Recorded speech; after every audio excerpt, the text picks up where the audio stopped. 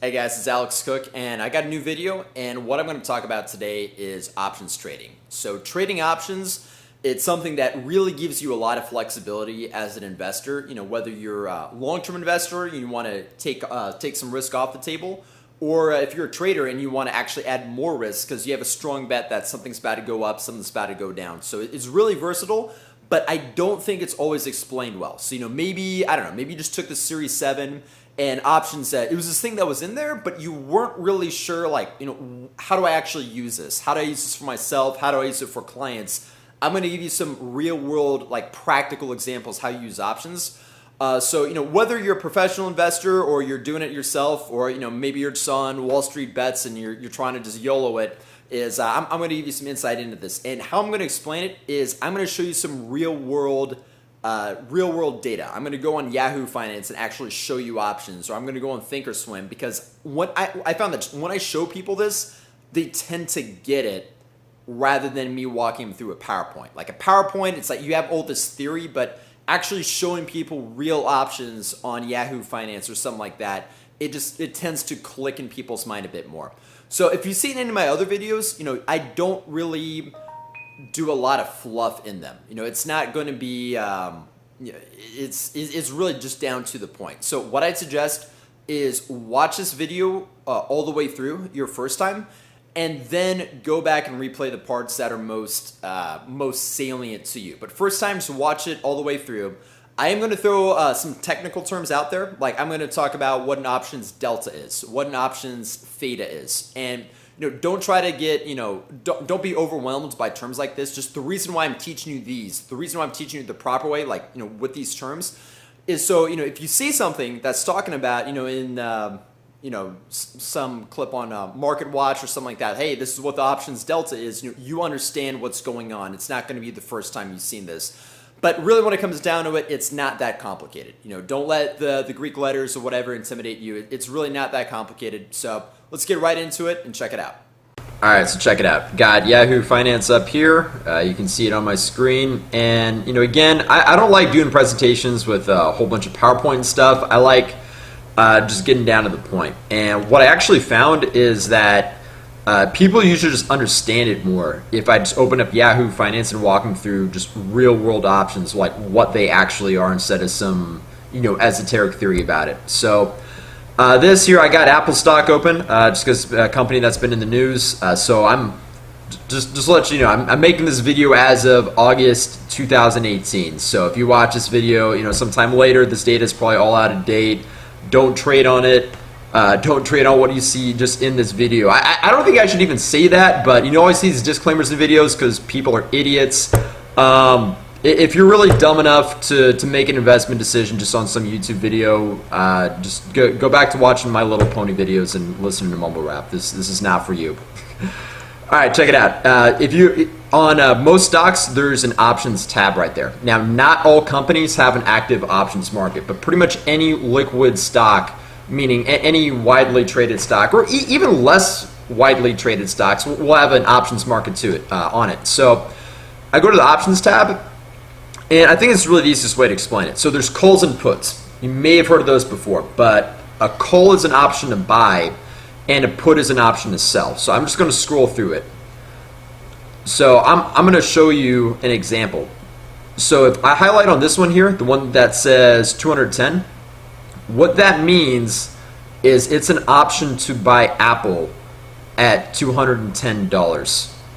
All right, so this is what that option is worth, because, you know, these options are not free. They're not giving you the right to buy a stock at a certain price just out of their own goodwill. You know, there is money involved to make this happen. Right now, you can see this option is basically worthless. Like any of these options where I can buy it at a high price are basically worthless. Why?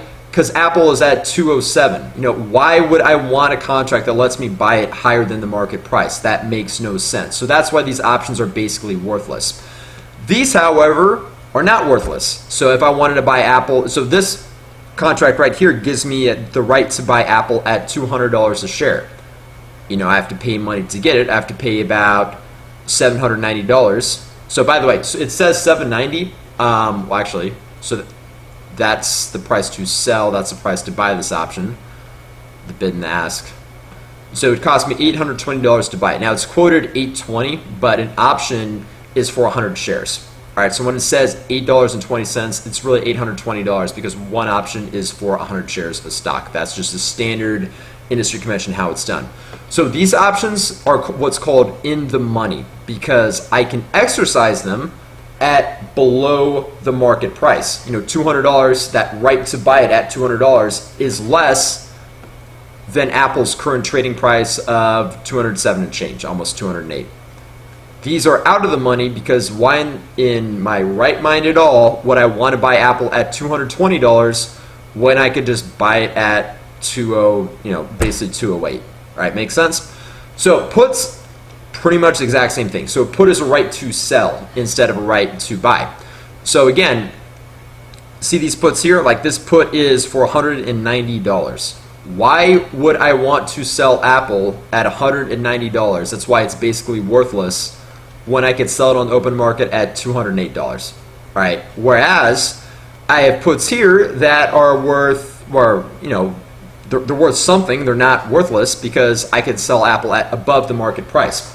Now, one thing that I want to make clear is I'm going to go into how these puts and calls are valued, like what makes up this price here. Because again, it's not just they're not just writing these puts and calls just out of their own goodwill. There is a profit motive to it.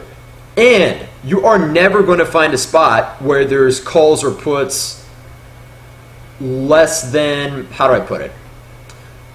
You're never going to run in a spot where you can just buy a bunch of calls with strike prices less than the market price and just flip it and just make it rain money. All right, let me give you an example. Like the $180 put, I'm never just going to find this for free or at some stupid low price. There's a reason why these prices are what they are.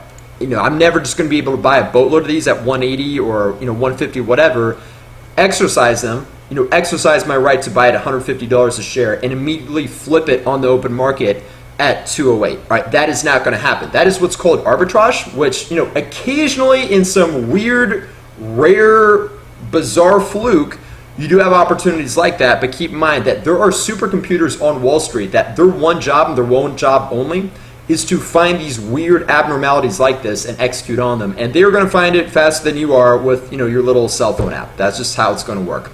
So that is a quick overview on calls and puts. All right, so went over the basics of options. Now I'm going to talk about how options are valued. Why option has a certain price that it does, and this is going to get really technical. I got a whole bunch of numbers in front of you on the screen. Don't get overwhelmed by it. So what you're looking at here, this is just a screenshot from Thinkorswim. We got Apple open again. I think even though it looks like this weird wall of numbers, it's a good way to explain it. It'll make sense in a second. Just bear with me. So here's what makes up the price of an option. So we see here that this is the 200 option, so I can buy or sell. If it's a call, I can buy Apple for 200. If it's a put, I sell Apple for 200. And you can see that the call is at $7.95. The put is basically worthless. But what makes up that $7.95? So the first one is the difference between the exercise price, that $200, and the market price of Apple itself. We call that the spot price. So the spot price Apple is at about 208, but the exercise price is at 200. So there is a value to that spread between the two prices. Because, again, you're never going to run a situation where I can find a strike price of, here I can expand this all the way out to something stupid. A strike price 150. I'm never going to be able to find calls that I can just buy a ton of 150 strike calls and just flip them all day, sell them on the open market, or use the calls to buy Apple at 150 and immediately sell it on the open market and just make a ton of money. That's not going to happen. You see that those calls are worth like 58. All right, so 58 plus 150, that's more than 208. It's not a whole lot more, but it is a bit more. So it's not free, especially when you throw in commissions. Anyways, so that's number one. And why I have this big screen here is delta. There's a lot of Greek letters here, but delta is how an options price is correlated to the movement in Apple itself. Or not, I'm just using Apple as an example. It could be any stock, General Electric, whatever. So delta is, the change in the value of an option relative to the stock price. Gamma is the change in delta, as the stock moves. Don't worry about gamma too much right now. I'm throwing a lot of information at you. This is like drinking from the water hose. Just look at the overall principles here. But these, they call them the Greeks. These Greek letter names for these changes. It is something that you'll learn in risk management. I just want to give you all the details now so you know what's going on. Theta. So what theta is a lot of people also call it time decay. So options over time will lose value. So here, I'll show you a clear example of it. So the 200 strike call for apples at 100, misspoke. The 200 strike call for apples at 795. But keep in mind, all options have a time associated to them. So this is the option expiring on August 3rd, which that's today. That's when I'm filming this video. But options for Apple go all the way out to, I'm trying to scroll a little bit. Bear with me.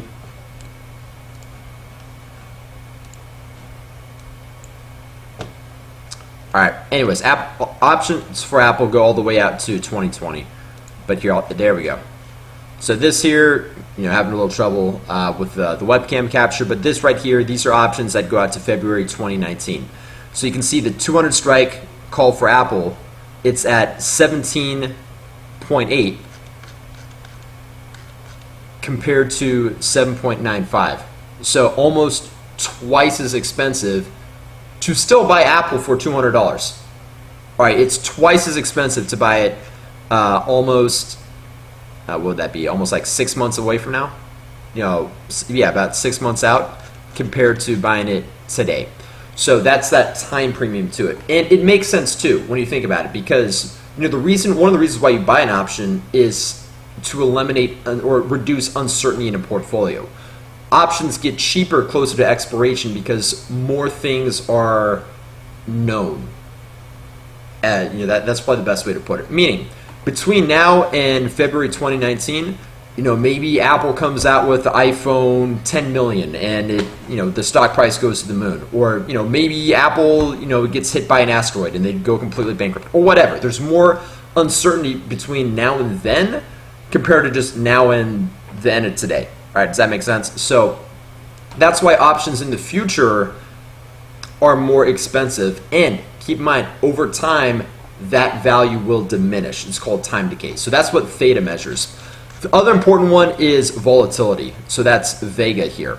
And the basic gist of it is the more volatile a stock is, the more costly the options will be to it.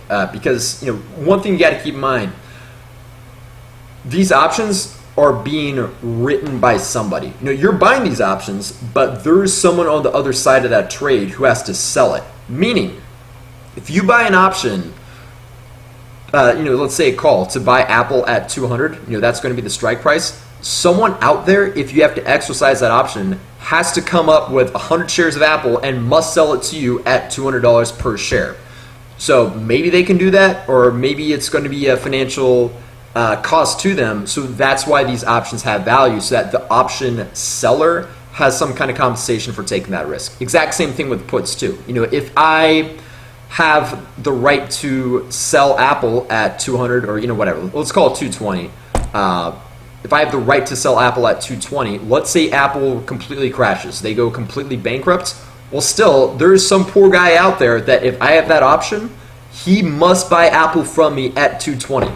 All right, he doesn't have any other say in the game. He must buy it from me at 220, even if the shares are completely worthless. So that's why these options have value too, to give them some kind of compensation for taking risk.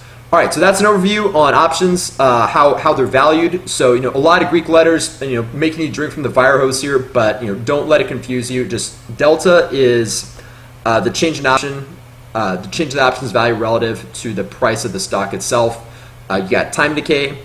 You have volatility, and then there's another one I didn't mention. It's actually interest rates too affect options a little bit. I'm not going to talk about that a whole lot because compared to the other factors, it's really less important. The big ones that you really need to focus on are the price of the stock relative to the exercise price, volatility, and time to expiration. Those are the big ones. So that is how options are valued. All right, so now what I'm going to get into are strategies that you can use with options. All right, so last section went over how options are valued and threw a lot of information at you. It's like drinking from the fire hose, but try not to let it confuse you. Try not to let it get to you. It really doesn't have to be that complicated. But just to review a little bit, the big factors that make up the price of an option are going to be the time to expiration, the difference between the exercise price and the spot price, meaning the price of Apple itself in this case, or whatever stock it is, and the volatility. Interest rates play a little factor, but not a huge deal. So just scroll through this real quick. You can see that strike price for 150, meaning this call to buy Apple at 150 is worth you can see like 58.50, and then it gets lower and lower as the exercise prices gets closer to the actual market price Apple, which is at like 208. And then it gets basically worthless as the options get on the wrong side of the spot price. Because why would I want to use an option to buy Apple at 235 when I can just buy it on the open market for 207 and change? So here's some strategies on like real world. Like, all right, great, calls are options to buy, puts are options to sell. Well, so what? How do I actually use this? So the first strategy I'm going to go over is called a married put. And this is like one of the classic option strategies that you can use. It's like one of the textbook examples because it's a way that you can reduce risk in your portfolio. So this is one that I recommend sometimes for long-term investors, not necessarily day traders or active, people a bit more active. But this is something that long-term investors can use too when it comes to options. So I'm going to go out to a bit longer dated option. Right now we have the closed-in ones, but let's go out to like 2019, June 2019. So let's say I like Apple as a company and I think they're going to do well. And again, side note, this is just purely for example purposes. I'm not really making a statement one way or another on Apple. But let's say I like Apple as a company. I think it's going to do well. But there is always some risk out there. Maybe Samsung comes out with the Galaxy 10 million, or maybe Tim Cook, who knows, he gets abducted by space aliens or whatever. So what I could do is, if I own a big pile of Apple stock, I can let it run. I can let it do its thing if I think it's going to do well. But I could also buy puts on it just in case something happens. So what I could do is I could buy these puts at let's say 200 put or the 210 put, and I do have to pay that fee for it. The put does have a cost associated to it. But if Apple crashes or just something weird happens that sends the stock down, I have a guaranteed contract that I can sell Apple at 200, and that gives me some protection. So again, it's called a married put. It means that for the shares of Apple that I have, there's an equivalent amount of puts out there to give me some sort of protection. All right, so that's a married put. Now I'm going to get into some strategies that are a bit more aggressive. That's more on the hedging side. I'm going to show you some stuff that's a bit more aggressive now if I want to actually add risk to my portfolio, if I have a strong view on something. So this here is Dish Corporation, the TV company. And you can see that they were up strongly today. They were up about 14%. Not really sure the news on that. It might be earnings or something. Anyway, so they're up strongly today. So let's take a look at their call options. These are the August 10 calls. So very, very short expiration. They expire in about a week, or actually exactly a week. You can see here that these calls are up just a ridiculous amount, like 300%, 269%. Like, are you kidding me? Like, they're up just a crazy amount, whereas Dish itself is up 14%. I almost feel kind of weird saying it's only up 14% because that's a huge move. Like, anything over a 7% move is really considered just a gigantic move. But 14% compared to like 200% or 300%, I mean, it's ridiculous. So what happened is, you can see Dish, what did they open at today? So they opened at $31 and change, and the previous close was $29. So what happened here is that these calls for 31, 31.50, 32, these used to be out of the money calls. So remember how I talked about those out of the money calls used to be basically worthless. Those out of the money calls are now very much in the money now that Dish rose to 34 and change. So sorry, Yahoo Finance is kind of spazzing out on me, but I think you kind of get the point. Just refreshing. Bear with me 1 second.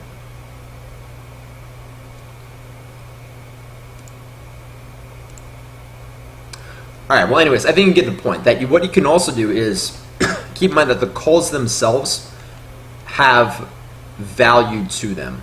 So you could buy Dish stock, or what I could do is if I have a strong view that Dish is going to go up, is I could just buy the calls themselves. And for some reason, it's not showing the percent change on it, but I think you just saw earlier the tremendous percent change. There we go.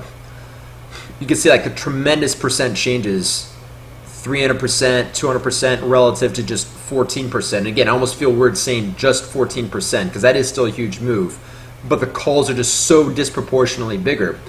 I don't even have to worry about Dish stock itself. I could just trade the actual options. I could just trade the calls and have that go up some stupid amount here. Now, obviously this has risk to it because again, these calls were probably worthless. Not probably, they were basically worthless, worth maybe just change before Dish went up this much. But if I have a conviction view on something, I can use calls as a way to express that and make a much bigger trade with the same amount of money. Does that make sense?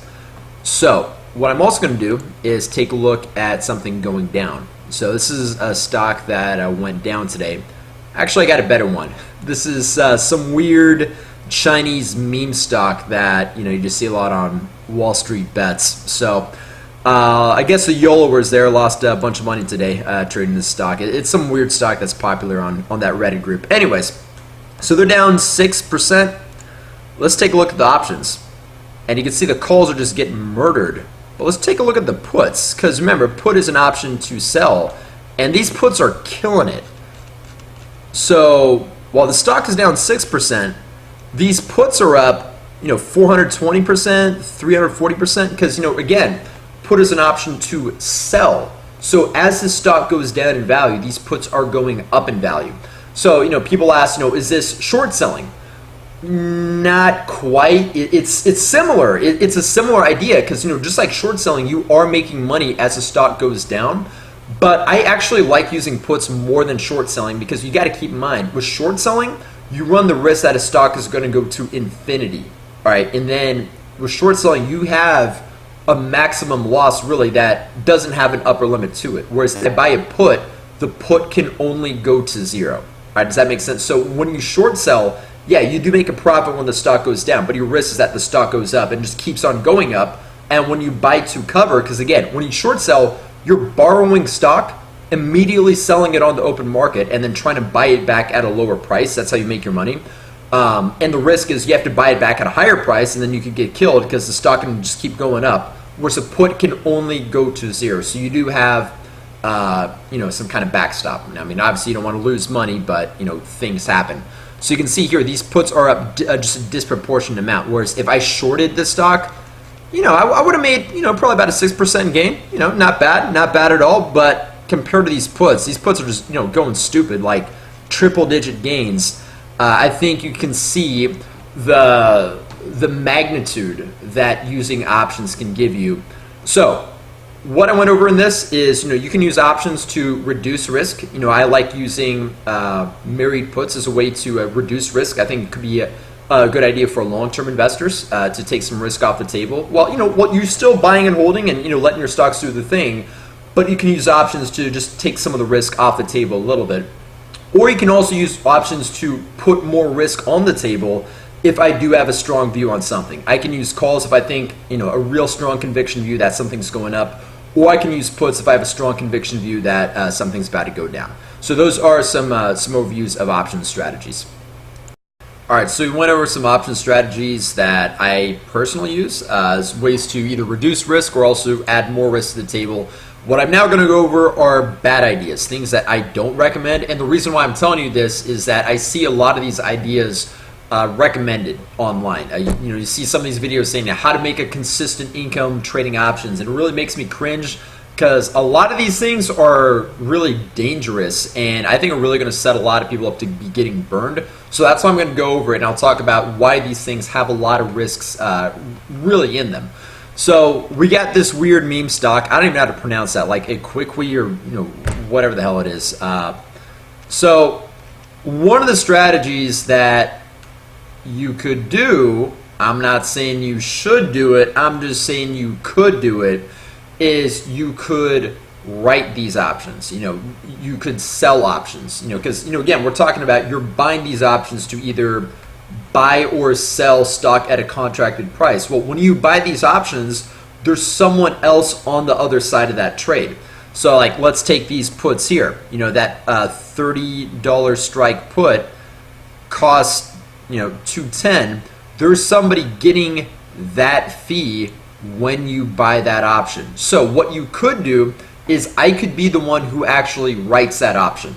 And this sounds a lot more complicated than it really is. It's actually really simple. Most brokers, really any legitimate broker has the functionality where you can write options. It's really just a button you push. Like, hey, I want to sell to open these options. It's actually really simple. Anyways, what you could do is you could sell these options. Again, I'm not saying you should do it. I'm just saying you could do it, and I could get these fees. I could get this, and it sounds great. I'll just consistently generate an income selling, options over and over. Well, what's the risk to that? Well, the risk is, let's say this weird meme stock goes down. Now let me walk you through it. So again, weird meme stock went down.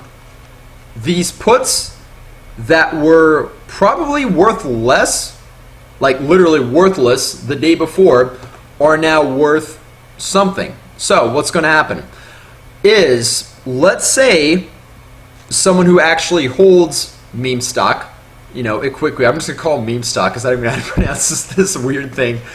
They actually own shares of it, and what they're going to do is they're going to use these puts to sell it. They're like, all right, I've had enough of this. I've had enough of trusting Wall Street bets with my with my finances. I just want to get rid of this thing. So I'm going to sell it via the puts. I'm going to exercise my put to sell it to you at $31. Hey, guess what? If you're the person who wrote that put, they are going to dump their crappy stock on you, and you have to buy it from them at $31, even though the market price is $28.5. So let's say meme stock goes bankrupt. It just completely goes Enron style. It goes to zero. I have no idea what this company even does, so I can't comment on if it's valid or whatnot. Anyways, let's say the company just completely crashes. Guess what? If I write these puts, I still have to sell it to, they still have the right to sell the stock to me at $31, and in exchange I get worthless stock. So like rubbing salt in the wound there. So what a lot of these generate consistent income strategies say is, just sell the out of the money options, because you're not going to be making a rain, but just nickel and dime it here and there. See, it's out of the money. It could never go down that much. It's like 2007, real estate never goes down, and then real estate went down. So look, you could probably even more often than not generate income, and more often than not you will generate income selling these options. And then what's going to happen, let me caveat off of what I just said, what is going to then happen is that small risk that it does go down, that eventually will happen, and then you have a disproportionate loss. Because what's, let's take the $30 put. What's 30 times 100? That is, why can I not math today? It's 3,000. So they're going to give me basically a $3,000 loss if the stock goes to zero for one contract, compared to just a $210 income. So I can make $210 in income. That's my upside, and my downside is $3,000. Does that sound reasonable to you? It doesn't sound reasonable to me. So, again, throwing a lot of information at you, but I just want to get the general concept here that these generate consistent income strategies that you hear, is, look, you may actually make some income fairly often. Yeah, I can say you might even make it fairly often, but then over a long run, you will have volatility, and then your losses from that are going to be so disproportionately big that it's going to hurt you. So that's on the put side. I'll talk about calls too. So let's take Dish. Dish was up today. If I was selling these calls, let's say these out of the money calls, because Dish, oh yeah, they're so far away from $40, or let's say back when Dish was at, I think they opened at 29 and change, and let's say I was writing the $30 options. Well, now, or let's take 32 for example. Now, if someone wants to exercise that call, I have to somehow come up with 100 shares of Dish and sell it to them at $32. So I have to buy these shares on the open market for $34.20 and sell it to them at a loss at $32, because that's what the contract said. Now, I did get some money from selling the option to them, but again, the way I look at it, unless you really, really, really know what you're doing, selling options, like writing options, is not safe for most people. Leave that to the pros. For a lot of people, I think this is just, there's too much hidden risk in it. It's one of those things where, look, maybe even 99 times out of 100 it works, but that one time it doesn't, your losses are going to be so disproportionately big that it will, it'll hurt you disproportionately. I think I used disproportionate ridiculous amount of times in that, but you get my point. All right, that's what I consider a bad idea. All right, so went over some option strategies, and what I'm now going to go over are just some tips, some advice on how to find good options and how to avoid bad ones. So, look, really what it comes down to is all the same fundamentals or even technicals that you'd normally apply for just buying stock. It still applies with options. Nothing's really changed. Like I don't really consider myself an options trader. All right, I don't. I consider myself really just a fundamental investor that just happens to use options. Like that's it. Like ultimately, like I'm making a play on a stock and I'm just using options either as a way to like reduce risk or actually put more risk on the table. Like that's it.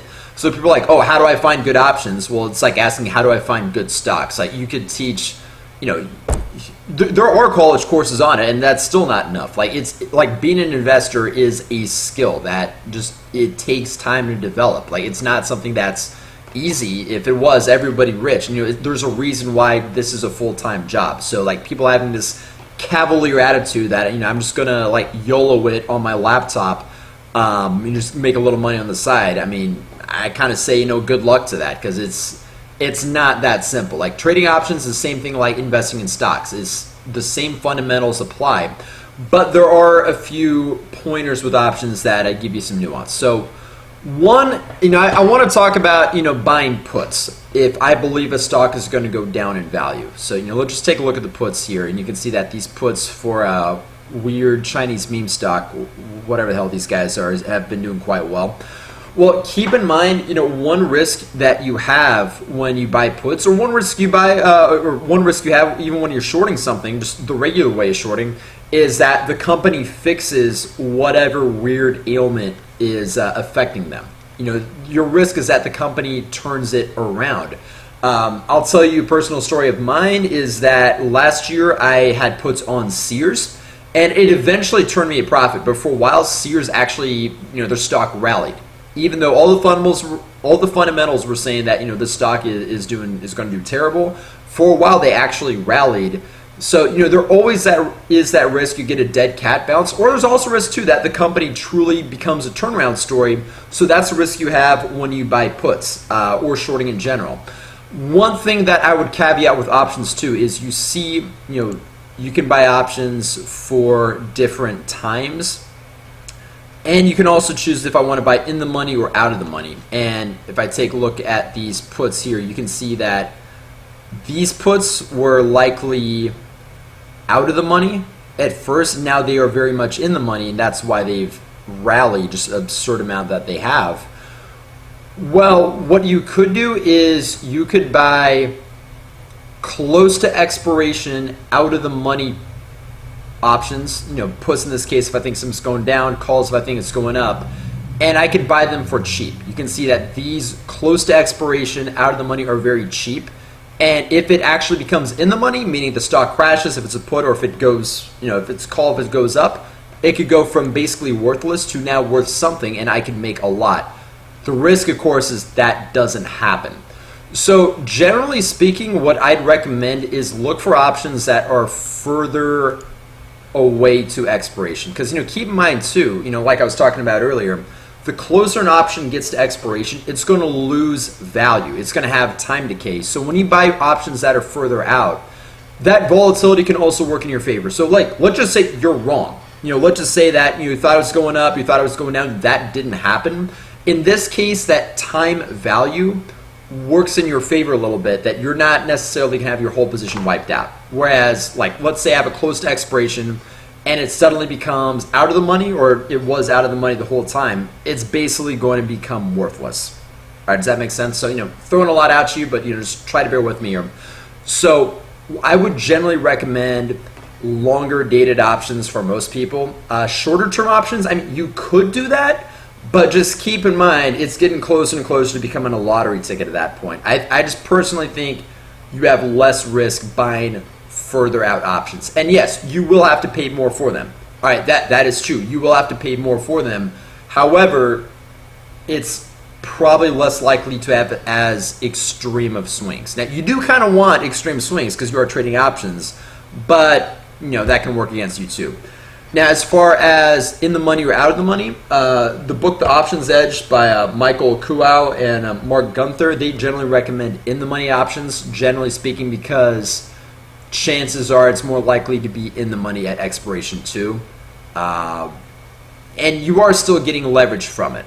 Let's say, I'm looking at Dish, which went up. So I'll go a little further out. These calls were in the money. Dish looks like they opened at 29 and change. And so if I had the 25 calls or the 2250s, those were already in the money. But you can see the 25 calls, they're up 30% compared to the stock only up 14%. So yeah, it's not going to be as aggressive a returns. It's not going to be as spectacular as up 73, up 100 or whatever. But it's still better than just buying the stock outright.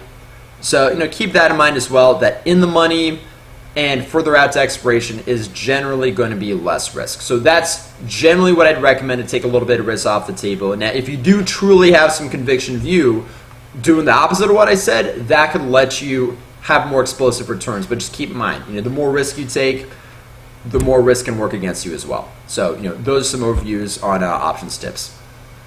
All right, so thanks for watching this video. It's a lot of information, just kind of like drinking from the fire hose, but I really do enjoy options. I think it's a really interesting way to trade. So if you find videos like this informative, just hit subscribe below. Feel free to share with your friends, and stay tuned for more. Thanks.